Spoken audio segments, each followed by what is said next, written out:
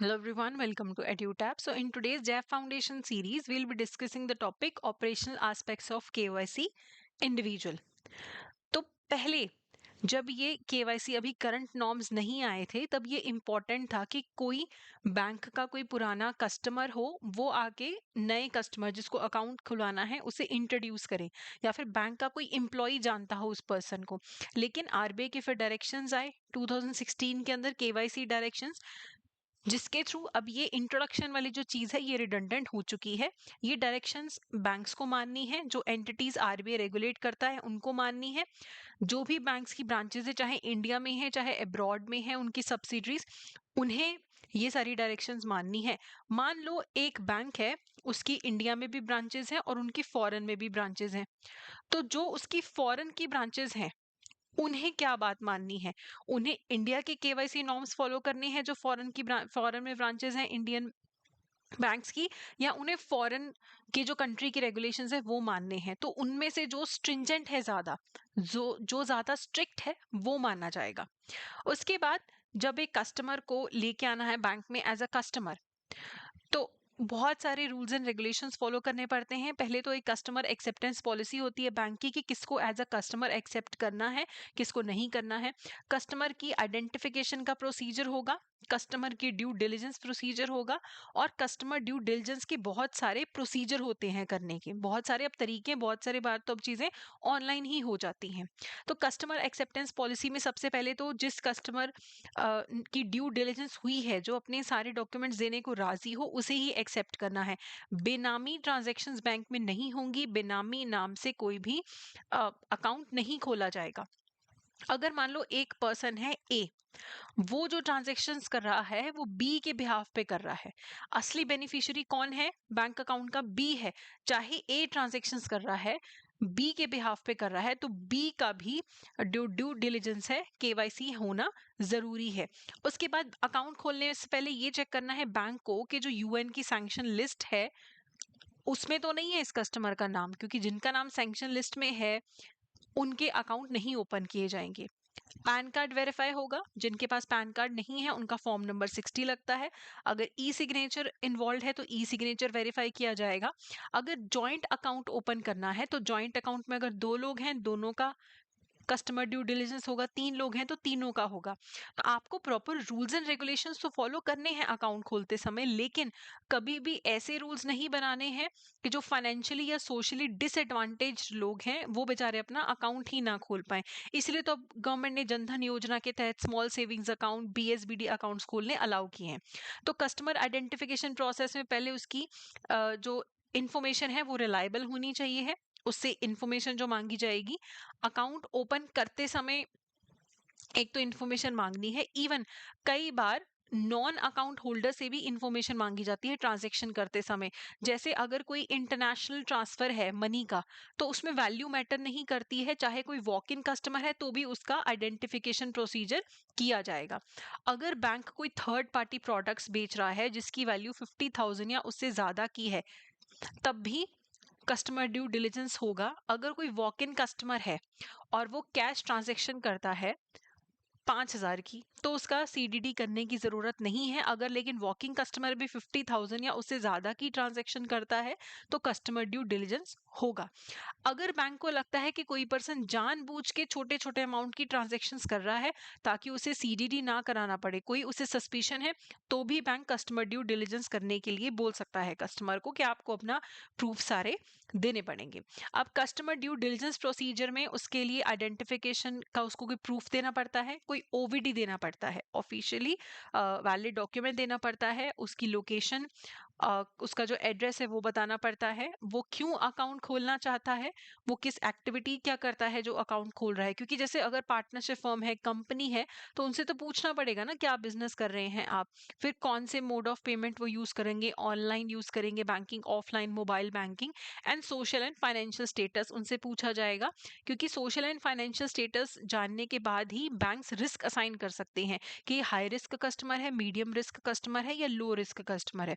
उस हिसाब से फिर रेगुलरली केवाईसी का डेटा उनका अपडेट होता है।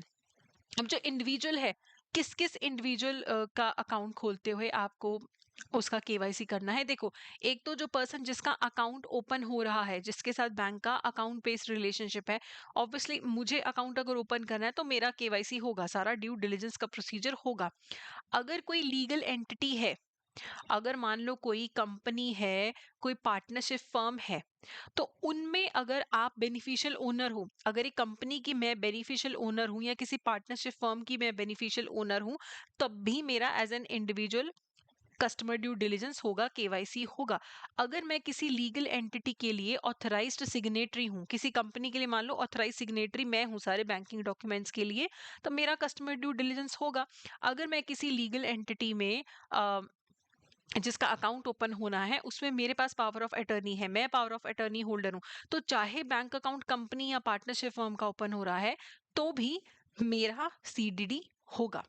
तो इंडिविजुअल का जब केवाईसी होता है, सीडीडी होता है, तो ऑफिशियली वैलिड डॉक्यूमेंट्स कौन से होते हैं जो वो दे सकते हैं as an identity proof? Aadhaar card दे सकते हैं, passport, driving licence, voter ID card, जो नरेगा वाला जॉब कार्ड है वो भी दे सकते हैं, और नेशनल पॉपुलेशन रजिस्टर का जो लेटर उसे इशू होता है वो भी दे सकते हैं। पासपोर्ट ओवीडी नहीं है, पासपोर्ट ओवीडी नहीं है, लेकिन वो मांगा जाता है टैक्सेशन पर्पस के लिए। आपकी रीसेंट पासपोर्ट साइज फोटोग्राफ लगती है, या जो भी बैंक को लगे कि आपकी वेरिफिकेशन करने के लिए डॉक्यूमेंट्स की जरूरत है, बैंक आपके डॉक्यूमेंट्स मांग सकता है। अगर मान लीजिए आपका जो ओवीडी है उस पे आपका एड्रेस अलग है, परमानेंट एड्रेस अलग है, अभी आपका करंट एड्रेस अलग है, तो फिर आप अपडेटेड एड्रेस के लिए पिछले 2 महीने पुराने कोई यूटिलिटी बिल, कोई टैक्स रिसीट दे सकते हो, कोई पेंशन पेमेंट ऑर्डर है वो दे सकते हो। अगर आप कहीं नई जगह पे शिफ्ट हुए हो, वहां पे आपको लेटर ऑफ अकोमोडेशन मिला है, लेटर ऑफ अकोमोडेशन मिला है आपके करंट एड्रेस का, वो भी आप सबमिट कर सकते हो। अब जब केवाईसी करवानी है, आप आधार बेस्ड केवाईसी भी करवा सकते हैं। बैंक वाले आधार के बेसिस पे, आधार कार्ड के बेसिस पे आपका केवाईसी कर सकते हैं एज एन इंडिविजुअल। आपका कंसेंट जरूरी है, कस्टमर का कंसेंट जरूरी है उसका आधार बेस्ड केवाईसी करने से पहले। और अगर जिस पर्सन का अकाउंट ओपन हो रहा है, अगर वो गवर्नमेंट की किसी सब्सिडी का बेनिफिशियरी है, उस अकाउंट में सब्सिडीज आनी है, कोई डायरेक्ट बेनिफिट ट्रांसफर का पैसा आना है, तो आधार बेस्ड केवाईसी में तब उसका बायोमेट्रिक ऑथेंटिकेशन भी होगा, ई केवाईसी भी हो सकता है। और जब भी आप कस्टमर के आधार कार्ड का इंफॉर्मेशन लेंगे एज अ बैंकर, बैंक वाले जब भी कस्टमर का आधार कार्ड का इंफॉर्मेशन लेते हैं तो जब उसे सेव करते हैं तो रिडैक्टेड फॉर्म में करते हैं। पूरा आधार नंबर सेव नहीं होता है, आखिरी के सिर्फ 4 नंबर विजिबल होने चाहिए, बाकी सारा जो है रिडैक्ट कर लिया जाता है, ऐसे ब्लर कर लिया जाता है।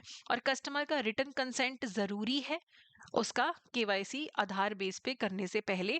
मान लो आपका आधार में एड्रेस डिफरेंट है और आपका जो अभी करंट एड्रेस है वो डिफरेंट है, तो सिर्फ आपका सेल्फ डिक्लेरेशन चलेगा कि अभी हम, ये हमारा एड्रेस डिफरेंट है, अभी हम कहीं और रह रहे हैं। बाकी केसेस में क्या था, आपको utility bill, tax receipt, letter of accommodation देना पड़ रहा था।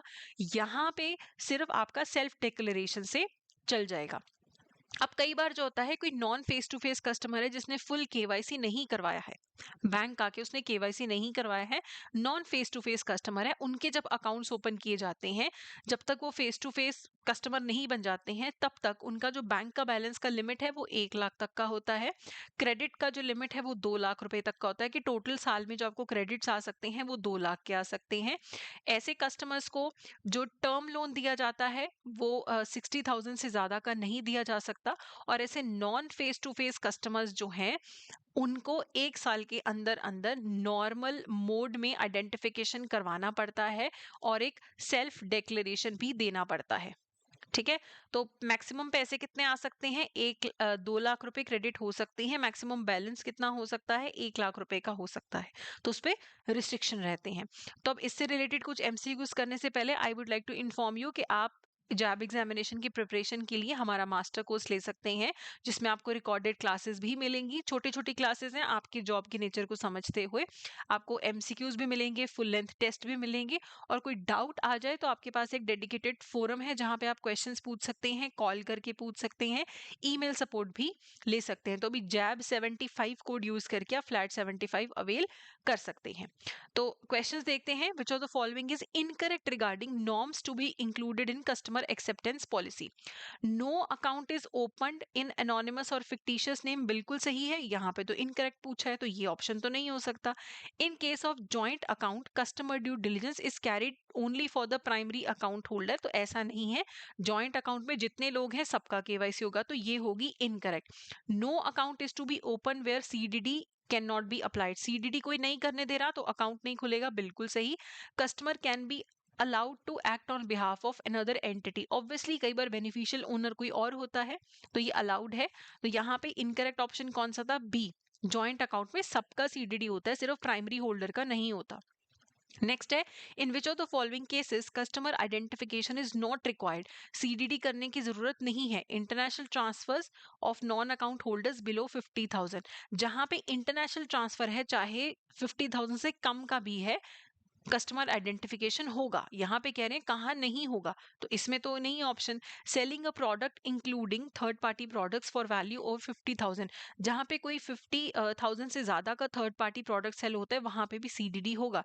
इंडिविजुअल अकाउंट ओपन करने पे भी होगा, लेकिन अगर कोई वॉक इन कस्टमर है जो 50,000 से कम की ट्रांजेक्शन करता है उसका सीडीडी नहीं होगा।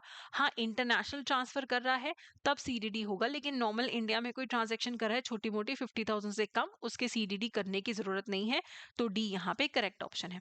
अगला है, if a bank relies in third party for customer identification process then the ultimate responsibility for the process is on, अगर आपका बैंक खुद से आपका सीडीडी नहीं करता, किसी थर्ड पार्टी को रिस्पॉन्सिबिलिटी दे देता है कि आप सीडीडी कर दो, तो फिर रिस्पॉन्सिबिलिटी अल्टीमेट किसके ऊपर है अगर कुछ गड़बड़ होती है, थर्ड पार्टी पे जो बैंक कस्टमर को ऑनबोर्ड कर रहा है उस पे, कस्टमर पे, या ब्रांच मैनेजर पे। तो देखो, सीडीडी करवा कौन रहा है, अल्टीमेटली बैंक करवा रहा है, किसी से भी करवा रहा हो अल्टीमेट रिस्पॉन्सिबिलिटी बैंक की ही रहती है, the bank onboarding the customer. आखिरी क्वेश्चन है, इसका आंसर आप मुझे कमेंट सेक्शन में देंगे। Which of the following is not an OVD, Aadhaar, PAN card, driving licence या फिर नन ऑफ दी अबव, इसका आंसर आप मुझे कमेंट सेक्शन में देंगे। अगर आपको इस सेशन का पीडीएफ चाहिए वो हमारे टेलीग्राम चैनल पे अवेलेबल है, जिसका लिंक आपको डिस्क्रिप्शन में मिल जाएगा। So that's it for today, thank you so much.